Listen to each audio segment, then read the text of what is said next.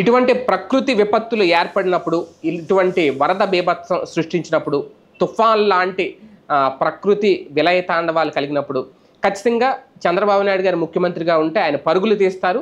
ఆయన పరుగులతో పాటు అధికారులను కూడా పరుగులు పెట్టిస్తారు. స్వయంగా ఆయనే రంగంలోకి దిగుతారు. అక్కడే ఆయన బస చేస్తారు.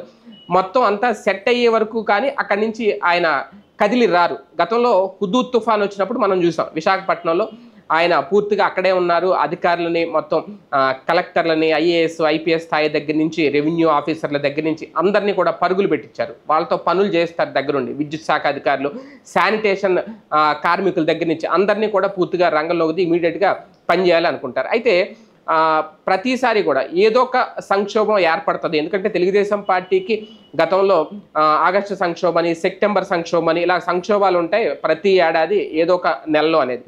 ఇప్పుడు సెప్టెంబర్ 1వ తేదీ రాగానే ఈ సంక్షోభం ఏర్పడడం అనేది ఖచ్చితంగా ఆ పార్టీకి కాస్తంత విస్మయం గురి చేస్తున్న పరిస్థితి కనిపిస్తోంది. అలాగే ప్రతిపక్షం కూడా చంద్రబాబు నాయుడు గారి అధికారంలోకి వచ్చారు అంటే ఏదో సంక్షోభం వస్తుంది, ప్రజలు ఇబ్బందులు పడతారు, ఇప్పుడు ఈ తుఫాన్ వచ్చింది అని వాళ్ళు ఆల్రెడీ ప్రచారం చేయడం మొదలు పెట్టేశారు. ప్రతిపక్ష పాత్రలో ఉన్నారంటే అధికార పార్టీని విమర్శించడమే వాళ్ళ లక్ష్యం, విమర్శించడమే వాళ్ళ ధ్యేయం కాబట్టి అదే పనిలో ఉంటారు. కాకపోతే నిజంగా ఏదో ఒక సంక్షోభం టీడీపీని వెంటాడుతుందా?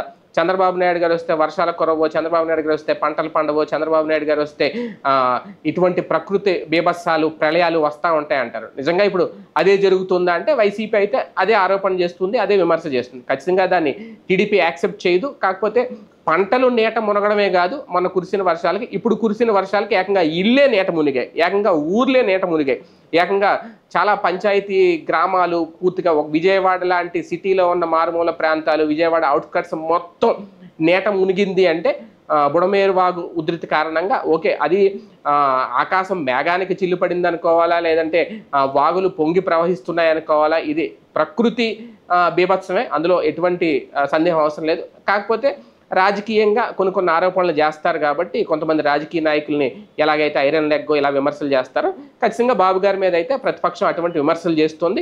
వీటిని తిప్పికొట్టే ప్రయత్నం కూడా ఆల్రెడీ అధికార పక్షంలోని టీడీపీ నాయకులు మొదలుపెట్టారు. కాకపోతే ప్రజలు ఎంతవరకు దీన్ని నమ్ముతారనేది చూడాలి.